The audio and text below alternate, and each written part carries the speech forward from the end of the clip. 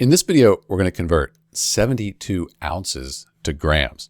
So here's how you can do that. You need to know that 1 ounce, that equals 28.35 grams. We call that a conversion factor. We use it when we go from ounces to grams. Here we have 72 ounces. We want to convert that to grams. So ounces to grams, we're going to multiply by 28.35, like this here. And that's 28.35 grams in 1 ounce, 28.35 grams per ounce. That's our conversion factor from up here. So we multiply, we have ounces on the top and down here on the bottom. They cancel out. We're left with grams. That's what we're looking for. 72 times 28.35 grams, you end up with 2,041.2, and the units, those are the grams. That's what's left.